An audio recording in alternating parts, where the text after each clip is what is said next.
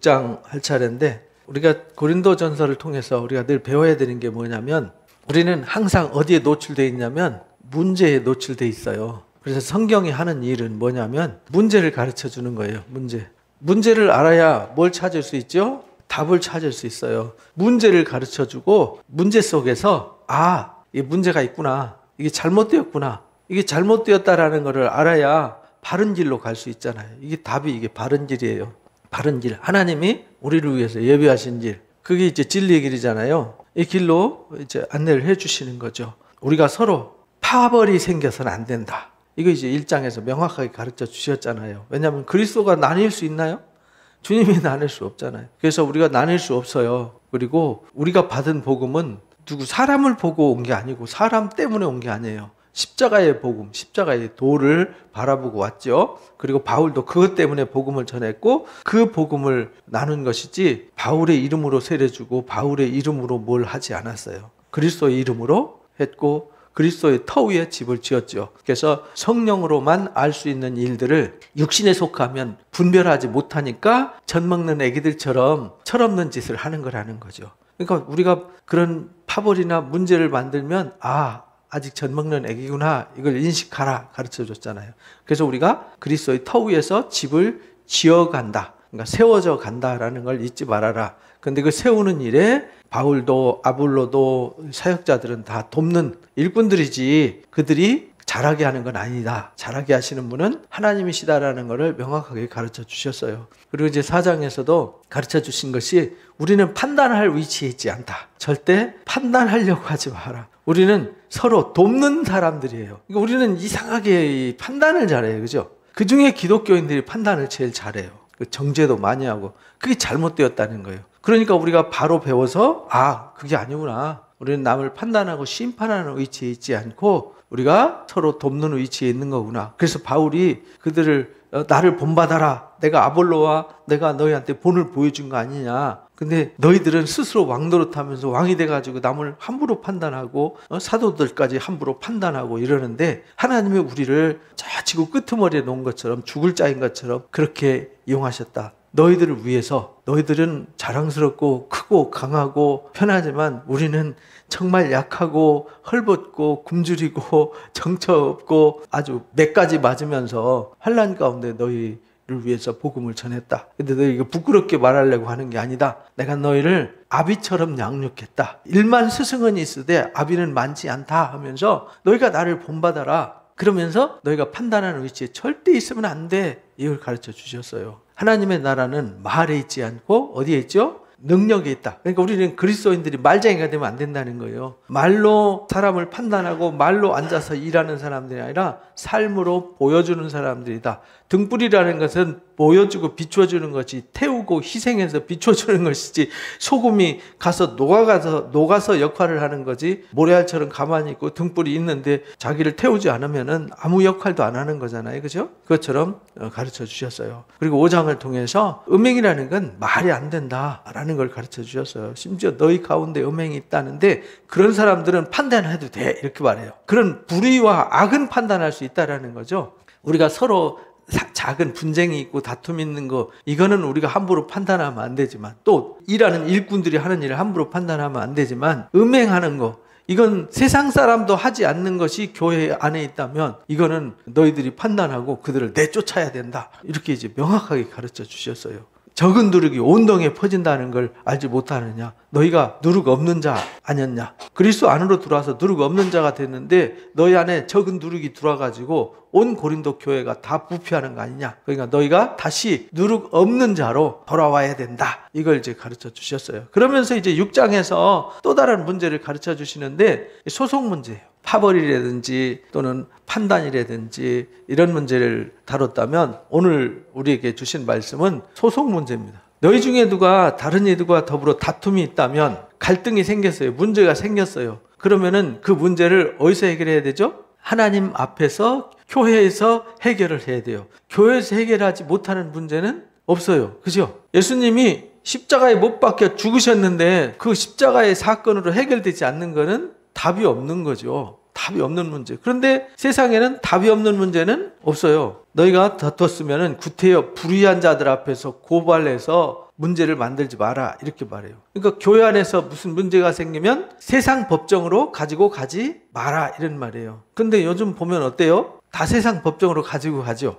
이미 그런 데는 자정 능력이 없고 성경의 가르침을 알면서도 어기는 거예요. 알면서도. 하나님이 제일 진노하시고 하나님이 미워하시는 게 뭐냐면 알면서도 죄 짓는 거예요. 선을 행할 줄 알면서도 행하지 않는 그 자체만도 죄거든요. 되어 불의한 자들 앞에 가서 그렇잖아요. 하나님의 일을 불신자 앞에 가서 판단해달라 그러면 하나님을 심판해달라는 거잖아요. 그죠? 왜? 하나님이 우리를 값으로 사가지고 구속하셔서 하나님의 자녀 삼아주셔서 그리스도의 몸이 되게 하셨는데 그리스도의 나무에 접붙여줬는데 마른 가지한테 가가지고 판단해달라 그러면 말이 되냐 이 말이에요. 성도 앞에서 하지 않느냐? 이건 성도 앞에서 해서 성도들이 이 문제를 해결해야죠. 교회 안에서 문제가 생기면 교회 안에서 해결해야 돼요. 그 문제를 세상 법정으로 가지고 가면 답은 얻겠죠. 자기가 원하는 답은. 둘 중에 하나는. 그죠? 그런데 뭘 잃을까요? 생명을 잃어버리는 거죠. 하나님의 은혜를 잃어버리는 거죠. 한 사람을 잃어버리는 거잖아요.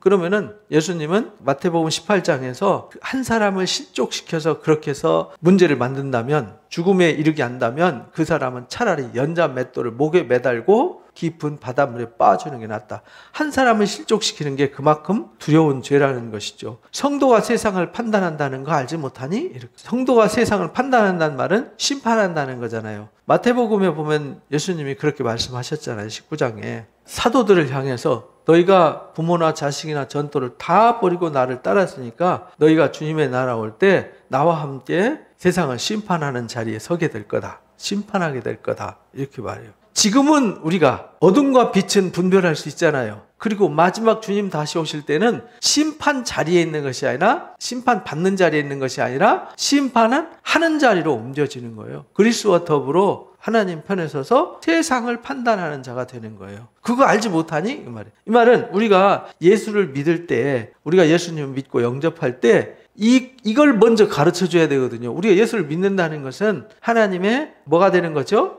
자녀가 되는 거예요. 자녀가 된다는 것은 예수님처럼 된다는 뜻이거든요. 그래서 예수님이 이 땅에 예수님처럼 되도록 하시려고 샘플로 오신 거예요. 육체를 입고 우리가 똑같은 성경을 읽고 세상도 너희에게 판단을 받겠거든 지극히 작은 일 하나도 판단하지 못하니? 이런 말. 아니 나중에 가서 세상을 심판할 사람들이 형제간에 있는 작은 문제 하나 해결하지 못하니? 이런 영적인 수준이 바닥이면은 어떡하니? 이 말이에요. 내가 너희들을 어떻게 가르쳤는데 요 정도 수준밖에 안 되니? 라고 이제 책망을 하는 거예요. 우리가 천사를 판단할 것을 너희가 알지 못하니? 이렇게 말해요. 천사는 히브리서 1장에 보면은 끝절에 부리는 영이라고 그랬잖아요. 부리는 영인데 누구를 위해서 보내셨죠? 구원받을 우리를 후사들을 위해서 보내심이 아니뇨 이렇게 말씀하셨어요.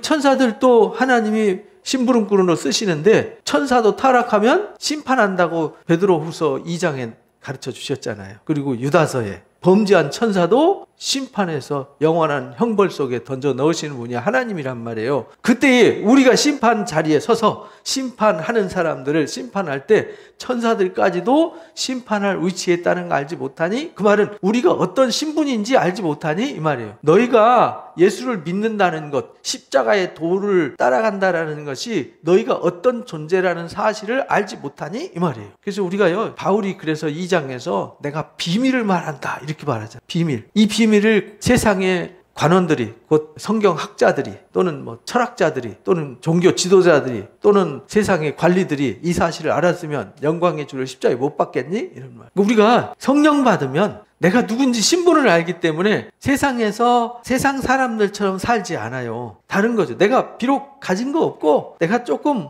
부족하고 내가 조금 약해도 나의 신분은 확실한 거죠. 신분이 확실해야 되는 거예요. 내가 누구냐? 이걸 알면요, 뭐 좀 어려움 있을 수 있죠. 좀 힘든 일 있을 수 있죠. 근데 그거는 다 뭐 하죠? 간만에 지나가는 거예요. 아침 안개처럼, 아침 이슬처럼 잠깐 있다 다 지나가는 거예요. 여러분들 어떤 어려운 일이 있었어요? 다 지나갔죠? 아득한 옛날 얘기가 됐잖아요. 그래서 즐겁게 지금 얘기하지. 그때는 짜증나지만 세상 일이 다 그렇다는 거예요. 잠깐이면 다 지나가요. 정말 말도 안 되는 이 재난, 말도 안 되는 이 아픔, 이 고통 있지만 나중에 보면 다 옛날 얘기가 돼요. 그러나 나의 신분은 옛날 얘기가 아니에요. 과거나 오늘이나 영원토록 나의 신분은 동일해요. 내가 하나님의 아들이고 심판하는 주님의 편에 서서 세상을 심판하고 천사들까지 심판하는 이런 대단한 축복과 권세를 얻는다는 거. 단순히 구원받는다니까 그냥 세상 어디서 이렇게 동굴 속에서 나와가지고 세상 나와서 그냥 걸어다니는 이런 구원이 아니라고요. 엄청난 우리가 구원을 받은 건데 이 비밀을 사람들이 모르는 거죠. 근데 바울은 이걸 깨달았어요. 그래서 자기 목숨도 귀한 것으로 여기지 않아. 아니, 목숨보다 귀한 게 어디 있어요, 그죠? 근데 바울은 목숨보다 귀한 것으로 자기의 사명, 자기가 받은 이 복음을 전하고 한 생명을 살리는 십자가의 도를 전하는 일이 목숨보다 귀했다, 이렇게 가르치는 거예요. 그러거든 하물며 세상 일이겠느냐, 이렇게 말해요. 그러니까 우리가 세상 일 정도는 내가 하나님 말씀으로 하나님 편에 서서 판단하고 심판할 수 있어야 한다, 이런 말입니다. 그런즉 너희가 세상에 사건이 있을 때에 우리가 살다 보면 문제가 생기죠, 그죠? 문제 안 생길 수 없잖아요. 교회 안에서 살다 보면 서로 밀고 땡기다 싸워가지고 넘어져서 깨지기도 하고, 지나가다가 교회 오다가 같이 차 박아가지고 교우들끼리 또 사고 날 수도 있고, 그죠? 교우들끼리 돈 거래하지 말라니까 돈 거래해가지고 또 이제 부도나가지고 문제 생길 수 있고, 그러면 그 문제는 세상 법정으로 갖고 가지 말라는 거예요. 그리스도 안에서 충분히 해결할 수 있잖아요. 법정으로 가면 상처만 남는 거지 얻는 것도 없어요. 세상 사건이 있을 때 교회에서 경위 여김을 받는 자들을 세우느냐? 교회에서 세상에, 그렇잖아요. 세상에 법정에 있는 사람들을 무시하는 건 아니에요. 그 사람들도 재판관이니까 공의롭게 정의롭게 판단하려고 애쓰죠. 근데 100%는 아니지만, 그런데 하나님 앞에는 우리 신분과 그들의 신분과는 다르다는 거예요. 우리는 세상에 검사나 판사 대단하게 보지만 하나님 앞에 서면 그들도 심판받을 위치에 있을 뿐이라는 거죠. 그런데 우리는 그들과 심판받을 위치에 있지 않고 심판하는 위치에 있게 된다는 거 알지 못하니? 교회 머리가 예수님이란 말이죠. 이 교회가 주님의 권세로 주님이 주인 되고 주님이 왕 되신 자리인데, 아니 주님이 세상 사람한테 가서 판단을 받고 하면 되겠냐, 이런 말입니다. 내가 너희를 부끄럽게 하려고 이 말을 하는 거다. 너희가 좀 제발 좀 부끄러운 줄 알아야 된다, 이렇게 말해요. 그러니까 우리가 어떤 문제가 있을 때 스스로 해결하지 못하면 부끄러운 줄 알아야 된다. 그러니까 무슨 일이든지 그리스도인들은 문제가 있으면 하나님 앞에 엎드려 기도하고 인도자와 상의하고 또 공동체와 상의해서 그 문제를 함께 풀어가야 돼요. 그리고 무슨 문제가 있으면 손가락이 아프면 온몸의 문제잖아요. 발가락이 아파도 온몸의 문제잖아요. 그러니까 성도 한 개인에게 뭔 문제 생기면은 그건 교회의 문제지 그 한 사람의 문제가 아니라는 거예요. 그런 시선을 가지고 그런 사고 방식을 가져야 된다는 거예요. 그렇지 않고 손가락은 손가락이, 발가락은 발가락이, 지가 알아서 해야지, 이렇게 하면은 그건 교회로서의 역할이 아니라는 거예요. 그래서 내가 너희를 부끄럽게 하려고 말한다. 너희 가운데 형제간에 이런 일을 판단할 만한 지혜 있는 자가 이같이 하나도 없냐? 교회 안에 이런 문제 하나 해결할 수 있는 지혜 있는 자가 한 사람도 없니? 너희들 창피한 줄 알아라, 이렇게 말해요. 그래서 우리가 교회에서 이렇게 우리가 말씀으로 가르침 받고 말씀으로 무장을 해야 되잖아요. 그러면 우리가 이 말씀에 지혜가 있으니까 무슨 일이 생기면, 문제는 하나님 앞에서 교회에서 해결하라고 그랬어. 근데 교회가 문제를 쌓아놓고 해결 안 하면 그것도 역시 또 문제잖아요, 그죠? 교회는 문제를 반드시 해결해야 돼요. 그래서 땅에서 매면 하늘에서 매고 땅에서 풀면 하늘에서 풀린다라고 마태복음 18장에서 가르쳐 주셨어요. 형제가 형제를 더불어 고발하면은 말이 되니? 이렇게 말해요. 형제가 형제를 고발한다는 거는 말도 안 되는 거야. 믿지 않는 자들 앞에서 하는 거는, 이거는 정말 하나님 앞에 불의한 거야, 이렇게 야단을 치는 거예요. 문제 있는데 그 문제를 하나 판단하고 해결할 자가 없어가지고 그 문제를 세상 법정에 가지고 와서 세상 불의한 사람들한테 가지고 와서, 여기서 불의하다는 말은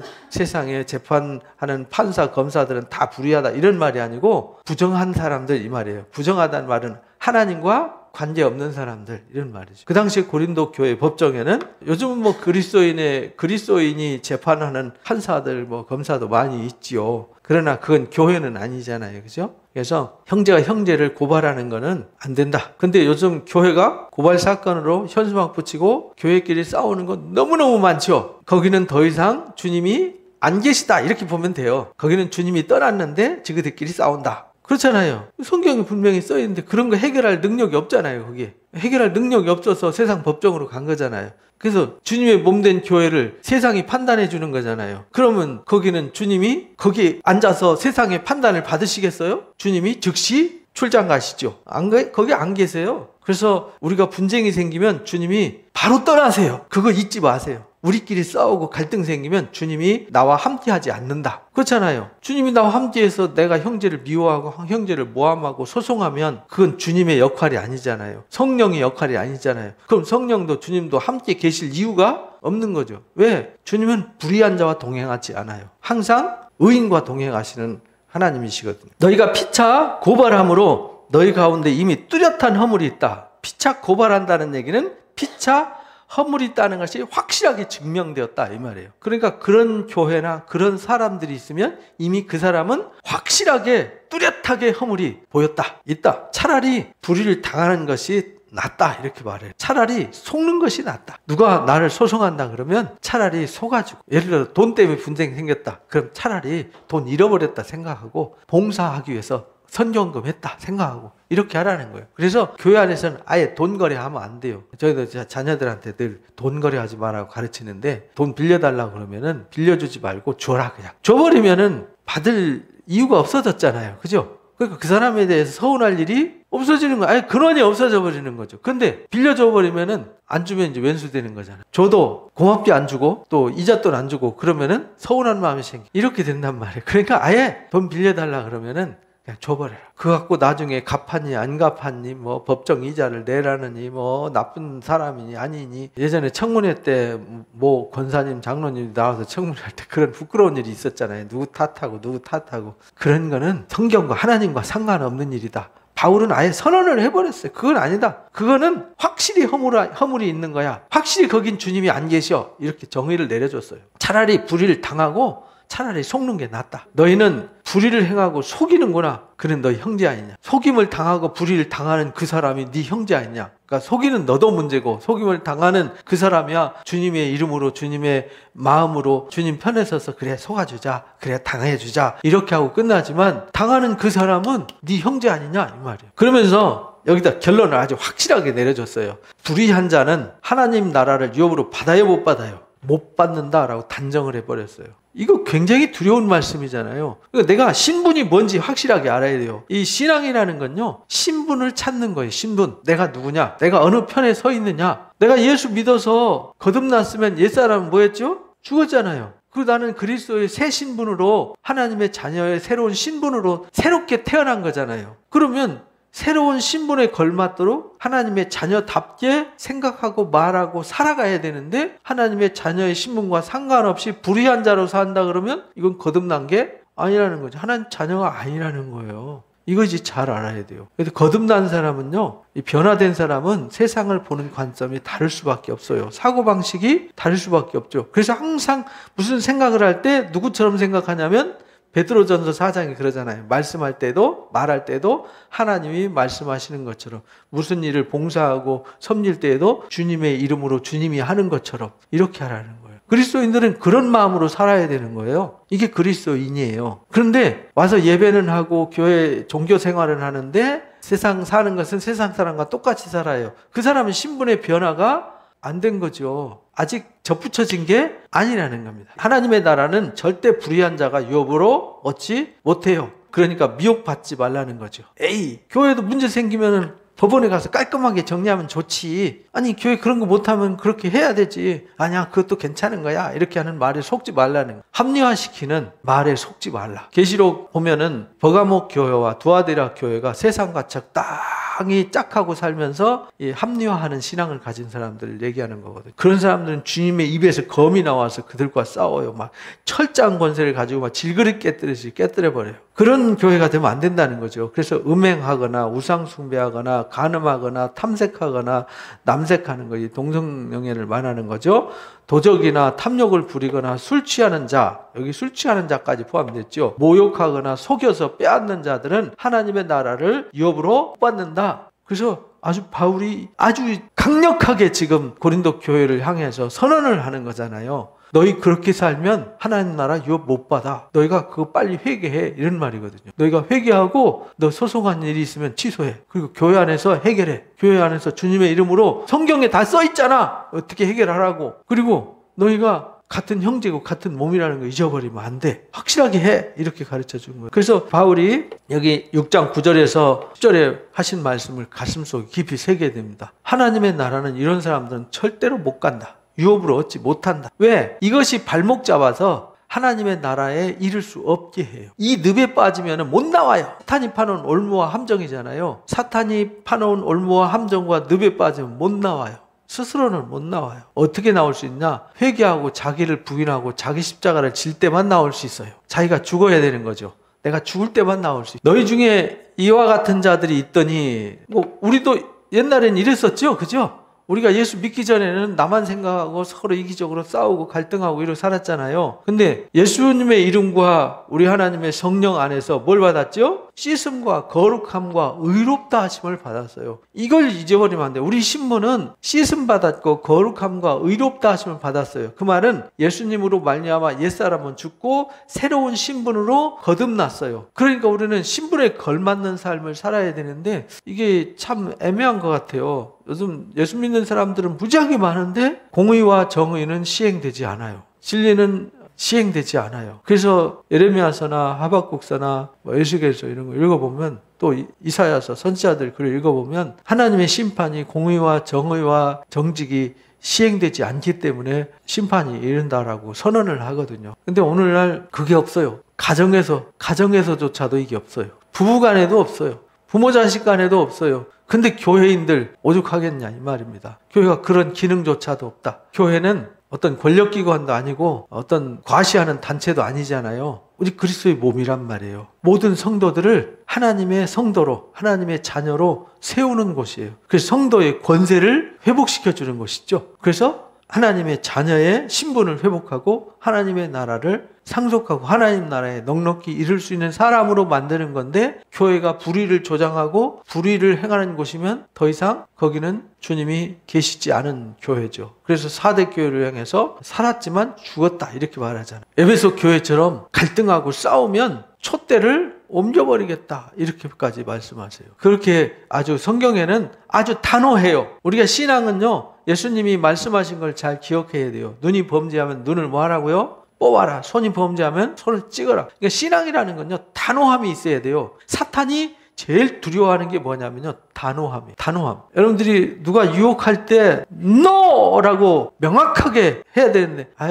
괜찮아요 이 말은 해도 돼요 이 말이거든요. 안 되는데 해도 돼 이 말이거든요. 안 되는데 하면 여지가 남은 거잖아요. 그럼 사탄이가 끈질기게 따라붙어서 그거 잡아먹어요. 그러니까 우리는 예수님처럼 사탄이가 와서 시험할 때는 네 이놈 주 너희 하나님만 섬기라고 그랬어. 주 너희 하나님을 시험하지 말라고 그랬어. 이렇게 단호함이 있어야 돼요. 우리가 어디 가든지 슬그머니 얼렁뚱땅 이렇게 하면 안 돼요. 어느 모임에 갔어요. 누가 술 한잔, 야 예수 믿는 사람 요즘 다 한잔 하더라. 목사님도 장로님도 내 아는 장로님도 술 잘 먹더라. 한잔 먹어도 돼. 탁 따라주잖아요. 그 술은 무슨 술이죠? 시험하는 술이에요. 너도 별거 있니? 너도 똑같은 놈이지. 이렇게 말하는 거거든요. 그런 때는 뭐 해야 돼요? 너라고. 그 술 먹었다고 해서 지옥 가는 건 아니지만 그 시험할 때 슬그머니 넘어가면 그 사탄의 올무에 매여버리는 거예요. 그래서 우리가 무슨 일을 할 때 불의가 슬그머니 들어와서 콕 찌르면요 너라고 말할 때 사탄이가 놀래서 도망가요. 근데 에이 괜찮은데 안 되는데 이렇게 하면 안 된다 이 말이에요. 여지를 남기면 안 돼. 그래서 우리가 이렇게 거룩함과 의롭다함과 씻음을 받았다는 것을 명확하게 알고 우리가 불의에 대해서는 NO라고 말할 수 있어야 된다. 그런데 이 고린도 교회가 그런 기능을 상실해버렸어요. 바울이 그렇게 가르쳤는데 유혹하는 자들이 와가지고 거짓 사도들이 와가지고 편을 가르게 만들고 서로 분쟁을 만들고 서로 소송을 걸게 만들고 음행하는 자가 들어왔는데도 용납해주고 뭐 세상 다 그렇게 사는 거지 사람들 다 그런데 뭐 전통 문화를 무시할 수 있니? 뭐 그렇잖아요. 우리도 그래도 유교 문화 속에서 우리가 살아온 전통이 있는데 그걸 무시할 수 있니? 이렇게 하면 안 되잖아요. 그래서 교회는 여러분들 교회 안에 찬물은 순서가 있을까요? 없을까요? 유교에는 찬물이 순서가 있어요? 없어요? 있어요. 어른부터. 그죠? 근데 기독교는 찬물이 순서가 있어요. 어디부터? 목마른 사람, 약한 자부터.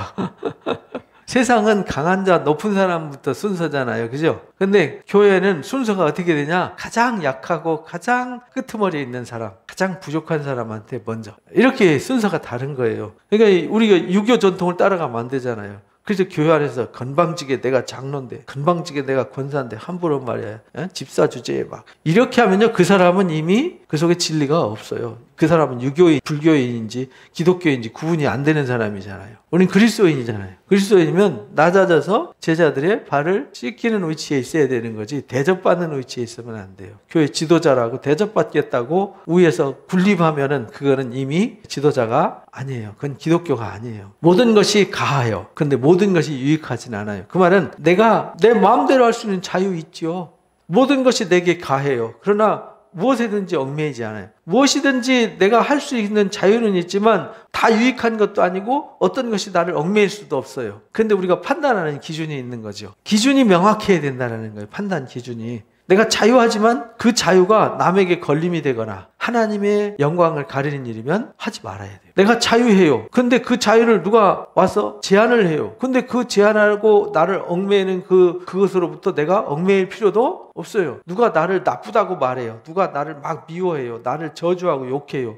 근데 내가 거기 매일 필요는 없잖아요. 내가 그것 때문에 막 슬퍼해가지고 우울증 걸려가지고 막 상처받아가지고 그걸 자식한테 갖다 쏟고 남편한테 쏟고 아내한테 쏟고 직장에 가서 쏟아서 또 다른 문제를 만들면 안 되잖아요. 그러니까 남이 나한테 올무를 만들고 함정을 만들고 그래서 나를 빠뜨리는 거기에 빠질 필요는 없고, 또 내가 마음대로 할 수 있다고 그래서 남에게 피해를 주고 남을 아프게 하면은 안 된다는 거예요. 이걸 명확하게 알아라. 그래서 이 고린도전서 6장이 정말 단순한 말씀 같지만 굉장히 중요한 말씀이에요. 우리가 어떤 문제가 생기면 문제는 반드시 있잖아요. 그죠? 답을 찾되 세상에서 찾지 마라. 어디서 찾으라고요? 하나님 앞에서 하나님의 말씀과 공동체 안에서 찾아라. 밖에서 찾으면 이미 그 사람은 신분이 그리스도인이 아니라는 것을 스스로 결정한 거다. 이렇게 말해요. 음식은 배를 위하고 배는 음식을 위해서 있죠. 그렇잖아요. 음식은 배부르라고 배 채우려고 먹는 거잖아요. 또 배는 음식을 위해서 있지만 하나님은 이것저것 다 피할 거다. 그 말은 세상에서 말하는 세상의 논리와 하나님의 논리는, 그러니까 세상 사람들이 말하는 것은 논리적으로 맞지요. 이해가 되죠. 그러나 세상 논리로 우리가 판단하면 안 된다. 몸은 음란을 위해 있는 거 아니지 않느냐. 이 몸이 누구 거죠? 주를 위해서 있는 거다. 주는 몸을 위해서 계신다. 그렇잖아요. 이 몸이 주님 거예요. 그죠? 그러니까 이 몸이 주님을 위해서 있어요. 그리고 주님이 이 몸을 위해서 오셨잖아요. 그죠? 그러니까 세상 사람들의 논리와 우리 그리스도인들은 논리가 달라요. 세상 사람들처럼 생각하고 세상 사람처럼 판단하면 안 된다는 거예요. 하나님이 주를 다시 살리셨고 예수님을 죽은 자 가운데 다시 살리셨어요. 누구를 위해서? 나를 위해서. 그 권능으로 우리를 다시 살리리라. 예수님을 죽은 자 가운데 살리신 것처럼 주님이 나 살리려고 오신 거 아니냐. 그러니까 이 몸이 세상 사람들은 먹기 위해서 자기 생계를 유지하고 자기 삶을 위해서 이 몸이 존재한다는 논리를 가지고 살지만 기독교는 그게 아니야. 이 몸이 누구 거냐면 주님이 이 몸을 위해서 오셨고 이 몸은 주님이 값을 지불하고 샀으니까 이 몸은 누구를 위해서 살아야 되냐면 주님을 위해서 살아야 돼요. 근데 주님을 위해서 사는 게 뭐냐면 형제를 위해서 사는 것이 주님을 위해서 사는 거예요. 그래서 지극히 적은 소자한테 한 게 누구한테 한 거예요? 주님께 한 거예요. 이게 기독교는요 다 주님을 위한 거예요. 예를 들어서 교회에 어떤 거린이 왔어요. 근데 이 사람이 맨날 교회 찾아다니면서 얻어먹는 사람이에요. 근데 어제 왔는데 또 왔어요. 밥 먹게 돈 10,000원 달라면 줘야 돼요, 안 줘야 돼요? 속아도 줘야 돼요. 그게 교회예요. 그게 교회라고요. 그러니까 우리가 그런 마음이 돼 있어야 된다는 겁니다. 세상 사람들과 똑같은 논리로 살면 안 된다는 겁니다. 예수님이 오리를 가져하면 몇 리를 가져라고요? 10리 가지고. 뻔히 알면서도 가져라는 거예요. 겉옷달라면 속옷까지 줘라. 그런 마음의 자세를 가르쳐 주신 거예요. 우리가 그런 마음 자세가 때로는 알면서도 속아주고. 왜냐하면 우리는 그리스도인이니까 바보처럼. 근데 그것이 네 집 집문서 내놔. 그런다고 집문서 주면 안 되잖아요. 그런 속임을 말하는 게 아니에요. 남들이 이용하니까 다 이용당해달라 그런 뜻이 아니고 정말 배고프고 아프고 약자들이 와서 도움을 청할 때는 어떤 도움이든지 도와줄 수 있는 마음, 이런 마음 자세가 되어 있어야 돼요. 왜냐하면 이 몸이 주님의 몸이니까. 그래서 내 형제 중에서 어려움이 있으면은 내가 어려운 것처럼 같은 마음으로 도와주고 같은 마음으로 긍휼을 베풀어주는 자세가 되어 있어야 된다는 겁니다. 이게 세상 사람들과 논리가 다른 거죠. 너희 몸이 그리스도의 지체인 줄 알지 못하느냐? 그래서 우리가 이 사실을 명확하게 알아야 돼요. 나는 예수님이 값을 주고 사서 나는 주님이 내 안에 내가 주님 안에 그 안은 그래서 나무에 접붙여진 가지예요. 그래서 이전에는 가지 따로 나무 따로였지만 접붙여졌으니까 가지와 나무는 둘이에요, 하나예요? 하나인 거예요. 내가 그리스도의 지체를 가지고 창기의 지체를 만들면 되겠니? 내 몸을 창녀의 지체로 만들면 안 되잖아요. 결코 그럴 수 없다. 창녀와 합하는 자는 그와 한 몸인 줄 알지 못하느냐? 둘이 한 육체가 된다고 하지 않았냐? 주와 합하는 자들은 한 영이다. 우리가 주와 합해졌잖아요. 접붙여졌잖아요. 그러니까 주님과 나는 동일체란 말이에요. 이걸 잊어버리면 안 돼요. 내가 누구냐 할 때 나는 주님의 몸입니다. 주님과 나는 하나입니다. 아버지와 나는 하나입니다. 주님과 내가 하나란 말이에요. 이 신분에 대한 확신이 있어야 돼요. 신앙이라는 건. 이게 없으면요, 항상 올라갔다 내려갔다 하면서 곡선을 그어요. 갈등 곡선을. 왜 그러냐면 항상 이게 냉탕 온탕 이렇게 신앙하면 참 신앙이 재미가 없어요. 그죠? 어떤 상황이 있어도 한결같음이 있어야 되는데 이게 뭐 냉탕 온탕 왜 그러냐면 내가 누군지 잘 몰라요. 내가 아버지 아들인 줄 알았는데 남들이 와가지고 야, 너 아버지 아들 아니야. 주워 왔어. 내가 다 알아. 요즘은 뭐 DNA 검사하면 알지만 옛날에는 진짜 그렇게 막 루머를 퍼뜨리면요, 아닌가. 어떤 때 아버지가 하는 거 보니까 진짜 아들 아닌 것 같아. 어떤 때는 아들인 것 같고, 그래서 어떤 때는 삐져갖고 나 아버지 아들인 것 같아 하는데 술 마시고 집에 안 들어가고, 그러다 힘들고 어려우면은 그래도 아버지 집인데 하고 또 들어갔다가 또 뭐 야단 맞고 또 이제 소외당하면 또 이제 내 아버지 아들 아닌가? 그래갖고 나왔다가 이렇게 되면 안 된다는 거예요. 신분만큼은 명확해야 되는 거예요. 이거는. 그래서 주와 합하는 자들은 한 영이라는 걸 잊어버리지 마라. 창녀와 합하는 자들은 한 몸이다. 그러니까 세상과 짝하면 이미 세상과 한 몸이다. 그래서 어제 금요 기도회 때 말씀 나눴죠. 세상과 짝하는 것은 간음하는 거다. 그 말은 세상과 한 몸이 되는 거다. 그럼 주님과 한 몸이 될 수가 없는 부정한 상태가 되는 거죠. 그런 사람들은 하나님의 나라를 유업으로 얻을 수 없어요. 이걸 바울이 명확하게 가르쳐 주신 거예요. 그래서 우리는 주와 합했기 때문에 음란이 아니라 하나님의 나라를 얻을 수 있는 사람으로 우리가 깨끗하게 되었다라는 것을 잊어버리면 안 됩니다. 우리가 성령 안에서 씻음과 거룩함과 의롭다 하심을 받았다는 것을 잊지 말아라. 이미 여러분들은 성령 안에서 뭐 해졌죠? 씻어졌어요. 여러분들은 거룩해졌어요. 여러분들은 의로워졌어요. 그러니까 다시 부정해질 수 없어요. 하나님의 아들의 신분은 누가 결정했죠? 여러분이 결정한 게 아니에요. 여러분이 하나님의 자녀가 되고 신분이 바뀐 것은 하나님이 법적으로 도장을 꽝 찍었고 인을 쳤기 때문에 이건 누가 바꿀 수 있죠? 이건 하나님만이 바꿀 수 있어요. 여러분들이 내가 아버지 아들 아닌가?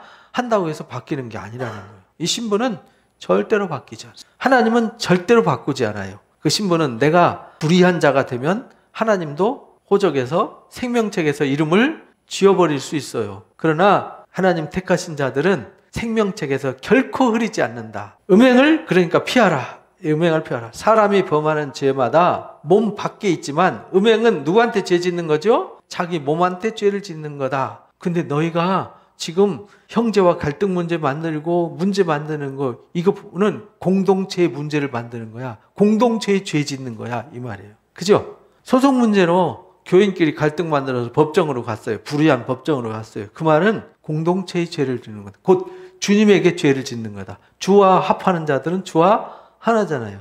근데 이 몸에다가 형제에게 범죄하면 누구한테 범죄하는 거예요? 주님께. 그래서 마태복음 25장 잘 읽어보셔야 돼요.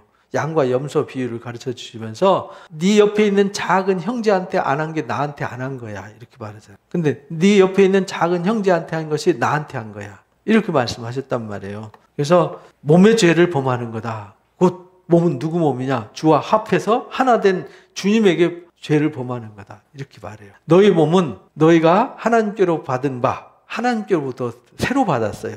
너희 가운데 계신 성령의 전인을 알지 못하느냐? 너희는 너희 자신의 것이 아니에요. 그래서 우리가요, 이제는 신분이 바뀐 뒤로 내 몸이 너무 가치가 올라갔어요. 그죠? 존귀해요. 너무 귀해요. 그러니까 나는 자존감이 땅바닥에 떨어지면 안 되는 거죠. 왜? 주님이 나의 가치를 최상으로 올려주셨는데 나를 최하로 떨어뜨리면 안 되는 거죠. 그건 주님에게 범죄하는 거예요. 주님을 욕되게 하는 거다 이 말이에요. 그래서 주님이 나의 신분을 하나님의 자녀, 주님의 몸으로 신분을 주님이 거하는 집으로, 성전으로 상승시켜 주셨어요. 그래서 이 몸을 귀하게 여길 줄 알아야 돼요. 여러분들 몸도 내 거라고 생각해서 함부로 대하면 안 돼요.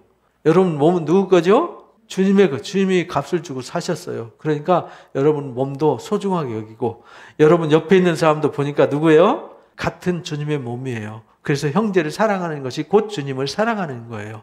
서로 사랑하라 라는 계명을 지키는 것이 곧 주님을 사랑하는 거예요. 근데 형제를 미워하면서 하나님을 사랑한다 하는 건 거짓말하는 거다. 그 요한 1서 얘기가 그 얘기예요. 하나님은 본질이 사랑이시다. 우리가 하나님을 먼저 사랑한 게 아니라 하나님이 우리를 먼저 사랑한 거다. 우리를 위해서 먼저 아들을 내어주고 사랑하셨다. 그러니까 하나님은 사랑이다. 그러니까 내가 너희를 사랑한 것 같이 너희도 서로 뭐 하라고요? 사랑해야 되는 거다. 이 하나님의 법칙을 확실하게 알아야 된다. 이 하나님의 법칙을 알면 신앙이 재미있고 행복할 수밖에 없다. 그렇잖아요. 내가 자존감이 올라갔어요. 내가 너무 귀해요. 그래서 나를 존귀하게 여겨요. 그래서 옆에 사람도 내 몸을 내 몸과 같이 사랑해요. 그죠? 내 몸이 가치가 올라갔잖아요. 값을 줘서. 그래서 주님이 거하는 성전이요. 주님의 몸이 되었고 주님과 하나 된 몸이에요. 귀해요. 그래서 보니까 나 너무 귀한데 보니까 옆에 사람도 나와 똑같아요. 그죠? 주님이 값을 주고 사서 주님의 존귀가 있어요. 그래서 그 사람을 존귀하게 여겨요. 그것이 곧 주님을 섬기고 사랑하는 거예요. 하나님은 어디 보여요? 하나님 발바닥도 안 보이잖아요. 근데 우리가 하나님의 발바닥이고 우리가 하나님의 손가락이라고요. 서로가 한 몸이란 말이에요. 그래서 공동체는 굉장히 중요한 거예요. 그래서 여러분들 가정도 똑같죠. 가정도 주님의 몸이에요. 그러니까 여러분들 아내를 소중하게 여기고 남편을 소중하게 여기고 내 자녀들을 정말 소중하게 여기는 이런 정서가 필요한 것이죠. 그렇게 몸을 다해서 주님이 목숨을 내놓고 섬겼잖아요. 그러니까 너희도 그래야 된다. 그렇게 사랑하면 나만 그러는 게 아니라 서로 그렇게 하라는 거잖아요. 그죠? 아들이 엄마가 아들을 또 딸이 엄마가 딸을, 아빠가 딸을, 딸이 아빠를 뭐 이렇게 아내가 남편을, 남편이 아내를 그렇게. 그래서 에베소서 5장에서 바울이 비밀을 가르쳐 주셨잖아요. 부부가 결혼해서 한 몸이 되잖아요. 이게 비밀이다. 교회와 우리가 그렇게 결혼한 거다.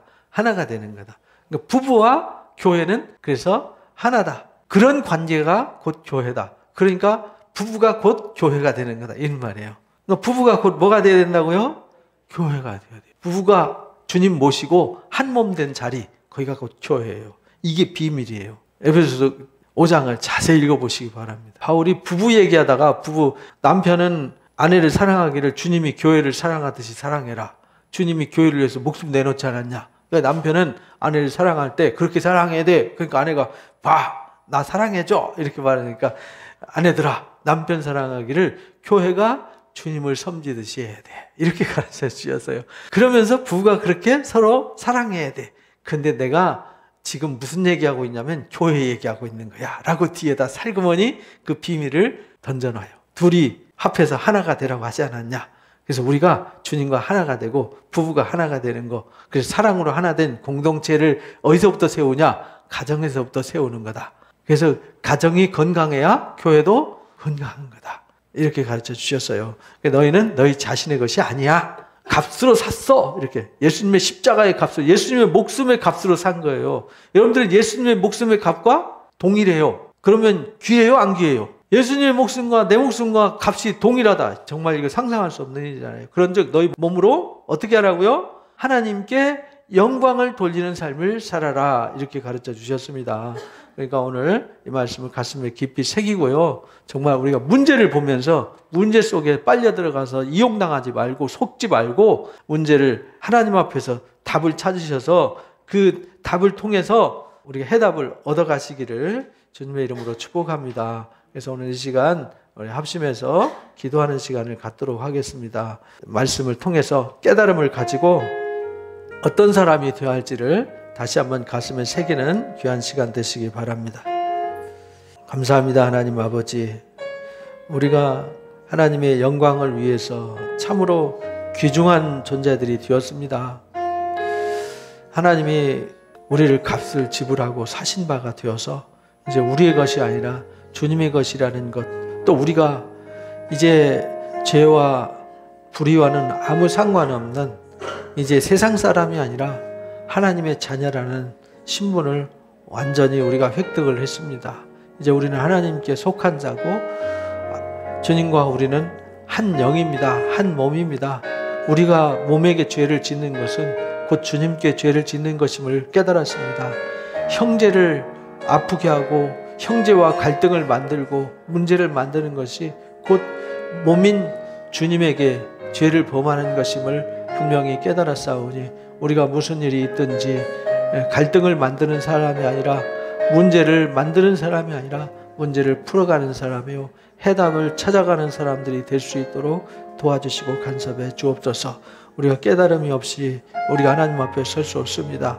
분명하고 온전하게 말씀을 깨닫는 자가 되어서 진리 위에 든든히 서고 그 진리의 말씀으로 온전하게 거룩함을 옷 입는 자들이 될 수 있도록 도와주옵소서. 이미 우리가 씻음과 거룩함과 의롭담을 얻었다는 것을 잠시도 잃어버리지 아니하고 육신의 생각에 속아서 또 세상 사람들 말에 속아서 이용당하는 자가 되지 않게 해주시고 늘 하나님의 말씀에 성령의 음성에 귀를 기울이고 항상 하나님 편에 서서 세상을 바라보고 문제를 바라보고 그 문제를 차라리 속더라도 차라리 이용당하더라도 늘 하나님 앞에서 하나님 이름으로 주님의 이름으로 행하는 자가 되게 해주시기를 원합니다.